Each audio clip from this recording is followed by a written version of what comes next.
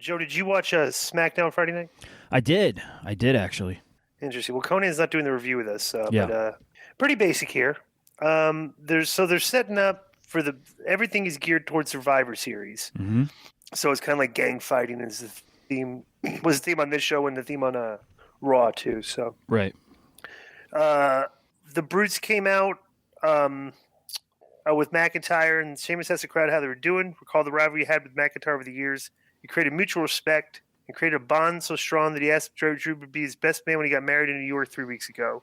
McIntyre laughed and said, "Finally." The crowd chanted Usi, and Sheamus said he was feeling a little broody. That was actually a pretty funny line. Sheamus asked him to be their honorary brute, and McIntyre laughed at the broody chant for the crowd. McIntyre said, "No one knows what it's like to be overrun by the bloodline like Drew McIntyre." He said they multiply like rabbits. When the odds are even, they can win. McIntyre said if he's going to war, he wants to go to war with his brother. Then gave Sheamus a Viking handshake, and Ridge Holland interrupted to say it's fight night. They started just the fifth man, then Sami Zayn interrupts. And he said didn't care who the fifth man was. They were all feeling pretty Usi about it. And he called himself Usi and the master strategist and Usi in the sky with diamonds. He says not a man who offers many guarantees, but he would guarantee that the bloodline wins at War Games. And Sami then saw Butch getting agitated and said they didn't have to wait because he would run right through him tonight. And basically they set up a match. And they said they would basically Sheamus said when Sami finds out who the fifth man is, he would his bleeding pants because that's the last thing he would ever expect. But we all know who it is. So Yeah. Mustafa Ali makes his entrance for the Ricochet match, and they cut to a pre-tape of Ricochet asking, he's got his ribs all taped up and everything. I don't know what they're doing with this kid. He said they're beating him to death every single week. Right. Like he got beat up on Raw too. Mm-hmm. And so I don't know if he's got heat or it's going somewhere with this, but it's like the remember in Monty Python the Holy Grail where the knight gets his arms and legs cut off. Right? Yeah, it's like what they're doing to this kid. This right? is but a scratch. So he wrestles Ricochet. They go 10 minutes, and he keeps selling his ribs, and he goes for a 450. Then Ricochet climbed up and landed a perfect shooting star. But Ali's a good worker, but it's just like he doesn't really have a gimmick or anything, So I don't know. Plus, I feel like his social justice tweets and posts and stuff turn some people off.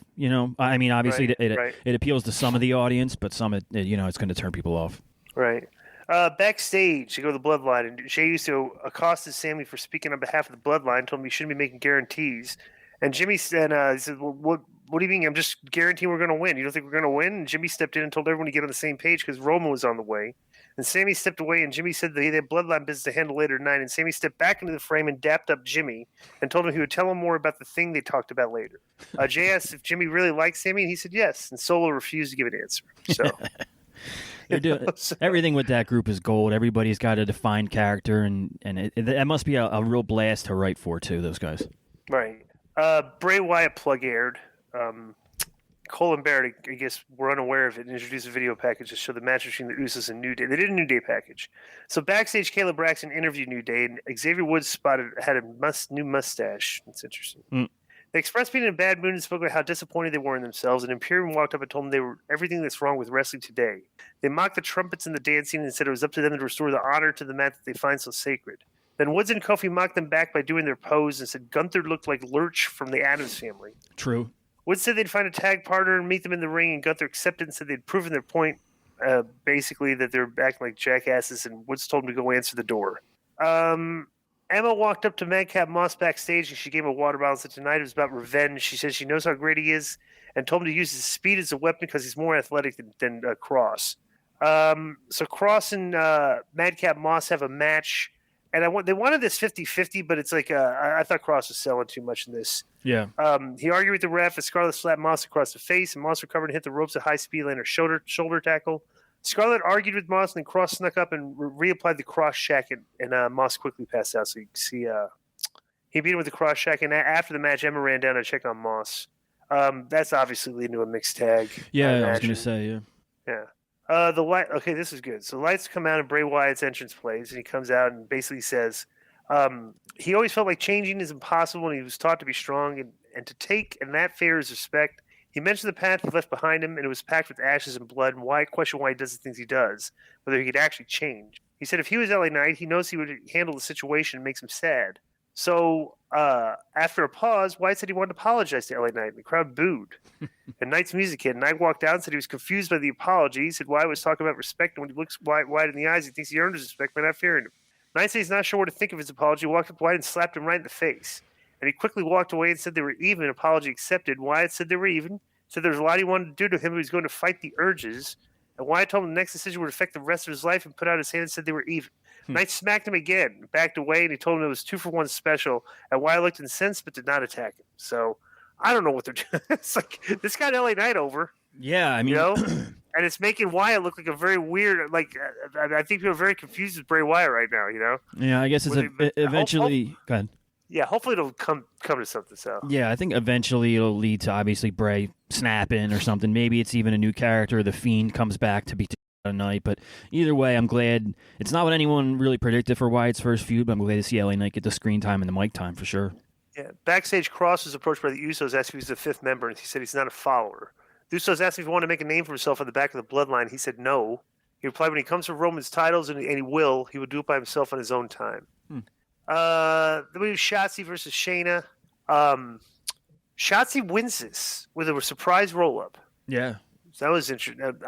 I don't know. Maybe they're going to beat, maybe Ronda's going to, maybe they're doing a Shotzi and Ronda because Ronda has nobody to wrestle right now. So, I don't know. That would be interesting.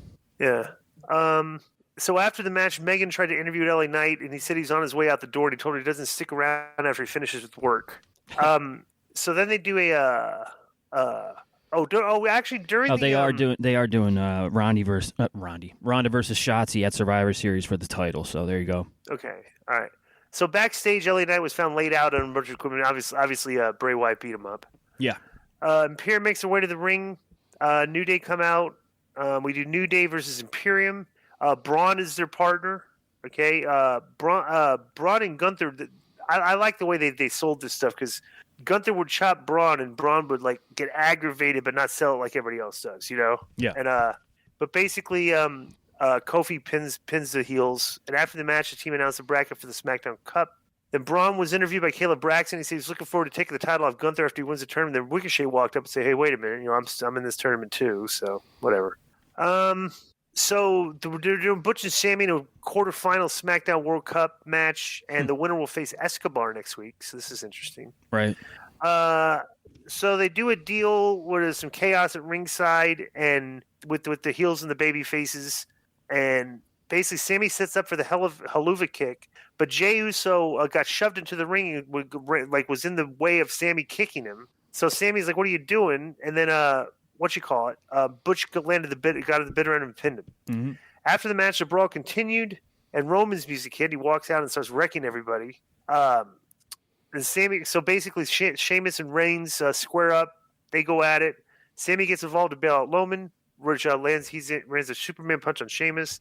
Then Kevin Owens' music hits, and he comes in. Him and Roman go back and forth, and he hits him with a stunner to close the show. Where Sammy's looking at him like he was shocked. So whatever. I don't know. The show was like, it was very, very fast to go through the show because there wasn't a lot of character stuff. It was just like, okay, they're setting up for Survivor Series. So. Right. But actually, watching the show from beginning to end, I mean, I could tell, like you said. What was the number on this show, by the way? Let me see here.